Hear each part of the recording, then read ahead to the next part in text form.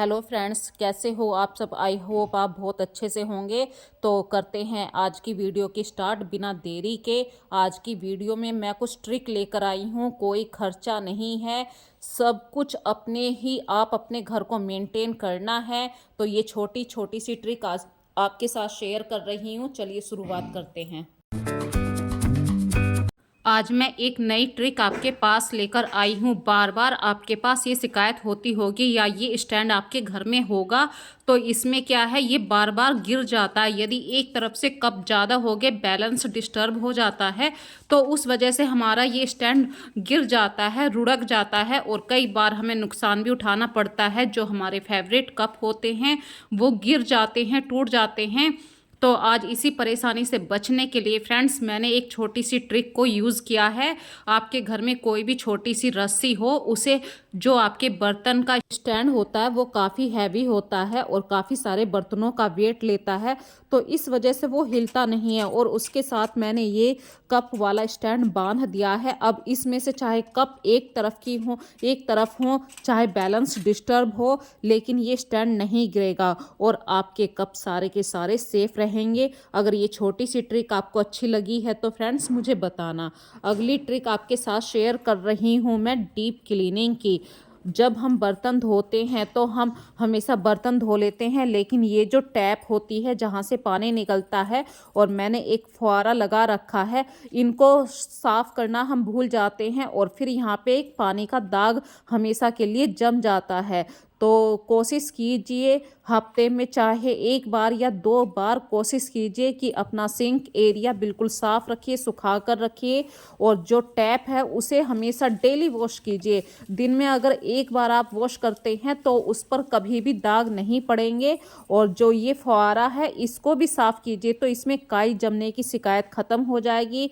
अगली बात आपके साथ शेयर कर रही हूँ। ये जो हमारी पानी की बोतल होती हैं, थर्मस होते हैं, इनके अंदर हम चाय दूध कभी कभी रख देते हैं और उसकी वजह से यहाँ पर ये गंदगी जमा हो जाती है। चाय के स्टेन हमेशा बिल्कुल तली में जम जाते हैं जो मुश्किल से छूटते हैं। और मैं जुगाड़ लेकर आई हूँ एक छोटा सा, एक डंडी में स्क्रबर को मैंने इस तरीके से चारों तरफ घुमा दिया है, कोई ब्रश यूज़ नहीं करा है। तो ये छोटे छोटे से जुगाड़ होते हैं और बिना खर्चे पानी के आपकी बोतल साफ़ हो गई। और एक और बात कहना चाहती हूँ, यदि आप डेली इनको वाइप करते हैं तो ये जो ऊपर वाला किनारा होता है यहाँ पे चाय के निशान जम जाते हैं, तो ये कभी भी फिर नहीं जमेंगे यदि आप डेली इसको वाइप करते हैं, डेली साफ़ करते हैं। और सिंक एरिया को जब आप बर्तन साफ़ कर लें तो बिल्कुल सुखा दीजिए। तो सिंक एरिया जब सूखा रहता है तो वहाँ पर बदबू की प्रॉब्लम नहीं रहती है। तो हमेशा कोशिश कीजिए सिंक एरिया को साफ़ रखने की। ये छोटी सी ट्रिक कैसी लगी बताना। अगली ट्रिक आपके साथ शेयर कर रही हूँ। मार्केट में नए आलू आ चुके हैं, सर्दियों का मौसम चल रहा है और सर्दियों में नए आलू को छीलने की एक छोटी सी समस्या आती है। भाई जिसके हाथ पैर खराब होते हैं और किचन में डेली कुछ ना कुछ आलू का बनता है, नए आलू को छीलने में समस्या होती है, तो एक नया स्क्रबर यूज़ कीजिए और आलू को इस तरीके से साफ़ करना है कि सारी मिट्टी हट जाए। इन आलूओं पर कोई भी छिलका नहीं होता है, बस धोने से ही इसका छिलका निकल जाता है। लेकिन ये जो मिट्टी होती है इसको निकालना होता है और आपके हाथ भी खराब नहीं होंगे। और क्लीनिंग के लिए मैं साफ कह रही हूँ, हमेशा सीटी एरिया को साफ रखिए, कुकर हमेशा आपका साफ रहेगा।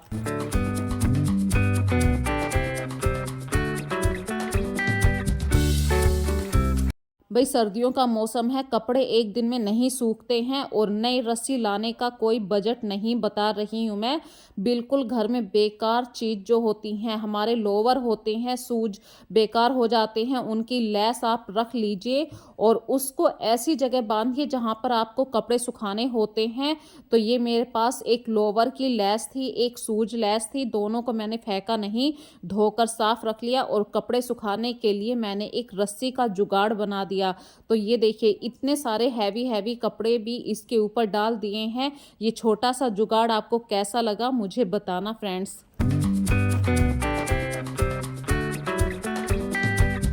अगली बात आपके साथ शेयर कर रही हूँ, छोटी सी ट्रिक है लेकिन बाजार में जाते हैं आप पौधों के लिए खाद पानी खरीदते हैं और वो बहुत ज़्यादा कॉस्टली भी आता है। तो ये छोटा सा जुगाड़ है, सर्दियों में सभी मूंगफली खाते हैं, तो उस मूंगफली के छिलकों को फेंकिए मत, आप उसका पाउडर बना लीजिए मिक्सी के जार में और अच्छे से जो आपका फ्लावर वाला पौधा है उसकी जड़ में थोड़ा सा आप 1 चम्मच भर के डाल दीजिए। अगले दिन पानी डालिए तो आपका जो फ्लावर वाला पौधा है उस पे काफ़ी सारे फूल आने शुरू हो जाएंगे।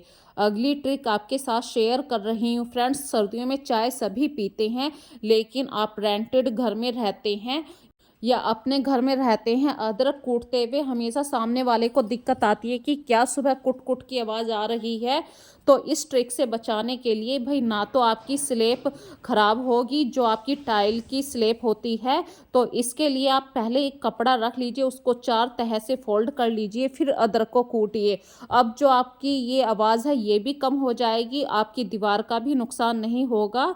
और अगली बात आपके साथ बता रही हूँ, चाय उबलने से बचाने के लिए उसमें छलनी डाल दीजिए, चाय उबलकर बाहर नहीं आएगी। ये छोटी छोटी सी ट्रिक होती हैं। यदि आप भी इसी तरीके से करते हैं अपने घर में काम तो मुझे ज़रूर बताना फ्रेंड्स। अगली बात मैं आपके साथ शेयर कर रही हूँ, सर्दियों में अपने खाने पीने का थोड़ा सा ध्यान रखना चाहिए।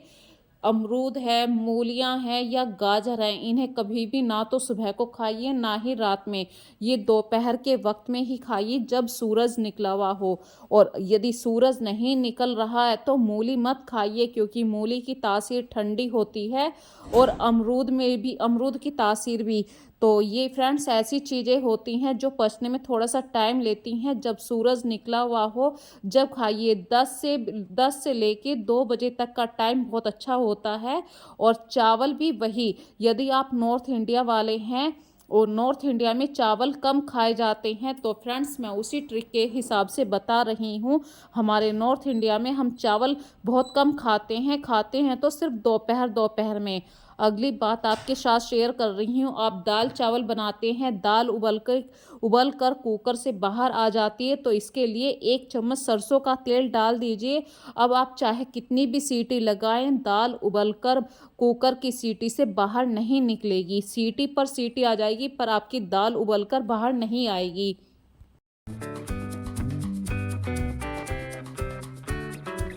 भाई हमारे घर में रोटी सभी के घर में बनती है, पराठे बनते हैं। हम रोटी तो रोज़ बना लेते हैं, पराठे भी बना लेते हैं, लेकिन उस तवे के ऊपर बिल्कुल ध्यान नहीं देते हैं और तवे के ऊपर जो चिकनाई जमी होती है वो कहीं ना कहीं हमारे खाने के रूप में ही हमारे शरीर में एंट्री कर जाती है और उसी की वजह से बहुत सारी बीमारियां होती हैं। तो तवे को हमेशा साफ रखिए। अगर आपके पास तवा साफ करने का कुछ भी नहीं है तो जो दिवाली के दिए होते हैं उनसे साफ कीजिए, आपका तवा बिल्कुल साफ हो जाएगा। और रोटी बनाने के लिए रोटी आपकी मुलायम हो, स्वादिष्ट हो, तो इसके लिए मैं कुछ छोटी छोटी सी बात बता रही हूँ। जैसे आटा लगाने से तो पहले आप परात के नीचे एक कपड़ा जरूर बिछा लीजिए, इससे आपकी परात बार बार खिसकेगी नहीं जब आप आटे में मुक्की लगाएंगे। नहीं तो स्टील की परात तैल के ऊपर बार बार फिसलती है। आटे में थोड़ा सा नमक डाल दीजिए और 10 मिनट के लिए आटा गूंथने के बाद ढककर रख दीजिए, फिर रोटी बनाइए। इस तरीके से बनाई गई रोटी बहुत ही मुलायम स्वादिष्ट होती है और रोटी पचने में भी आसान हो जाती है। तो कभी फ्रेंड्स इस तरीके से आप बनाते हैं अपने घर में रोटी तो मुझे कमेंट सेक्शन में ज़रूर बताना। अगली ट्रिक आपके साथ शेयर कर रही हूँ मैं। यदि आप अपने घर में बरकत चाहते हैं, सुख शांति चाहते हैं, तो तवे की पहली रोटी आप गाय को दीजिए। आपके घर में कोई भी नेगेटिव एनर्जी होगी वो अपने आप खत्म हो जाएगी। और दूसरी रोटी आप अपने घर में जो आपका घर का बड़ा आदमी है उसे गर्मा गर्म दीजिए। देखना आपके घर का माहौल कितना खुशनुमा हो जाता है। अगली बात शेयर कर रही हूँ फ्रेंड्स, बच्चों की स्टडी के हिसाब से जो पेंसिल बॉक्स होते हैं वो टूट जाते हैं तो उन्हें फेंकिए मत। उसके अंदर आप स्केच पेन या बहुत सारा सामान होता है अच्छे से ऑर्गेनाइज करके रख सकते हैं। और छोटे से ये जो भी खाली डिब्बे होते हैं मैंने इस पर कपड़े से चिपका रखा है इसको, और बच्चों की स्टडी का सारा सामान मैं इसी में रखती हूँ। अब ये फैला हुआ भी नहीं रहता है और बच्चों का स्टडी वाला टेबल बिल्कुल साफ रहता है। अगली ट्रिक आपके साथ बता रही हूँ, जो हमारे मोबाइल चार्जर होते हैं इन्हें कभी भी फोल्ड करके मत रखिए। कुछ चीज़ों को फोल्ड करके नहीं रखा जाता है, कुछ चीज़ों को तो आप रख सकते हैं, लेकिन चार्जर की जो डोरी होती है अंदर वाली वो बहुत कमज़ोर होती है, क्योंकि इन्हीं वजह से फिर आपका खर्चा होता है, आपका चार्जर ख़राब हो जाएगा। तो फ्रेंड्स, किसी को दिखाने के लिए नहीं, अपनी सुविधा के अनुसार भी अपने चार्जर की देखभाल करनी चाहिए। और बच्चों का जो स्टडी रूम होता है वो हमेशा फैला ही रहता है, तो कोशिश कीजिए अगर बच्चों के एग्ज़ाम चल रहे हैं तो जैसे ही बच्चे वहाँ से उठ जाते हैं तुरंत उस कमरे को साफ़ कर दीजिए। आपका घर नीट एंड क्लीन रहेगा, लेकिन बच्चों के एग्ज़ाम्स डे में उन पर कोई भी बर्डन मत डालिए। बिल्कुल सुख शांति से अपने घर के काम कीजिए, कोई चीख पुकार मत कीजिए, क्योंकि अगर आप नेगेटिव एनर्जी से भर जाते हैं तो कहीं ना कहीं इसका असर आपके बच्चों की स्टडी पर पड़ता है। सो फ्रेंड्स, अब करते हैं अपनी वीडियो का लास्ट। यदि अभी तक आपने मेरे चैनल को सब्सक्राइब नहीं किया है तो पहले सब्सक्राइब कीजिए, ताकि अगली वीडियो का नोटिफिकेशन जल्द से जल्द मिलता रहे। So take care and bye bye.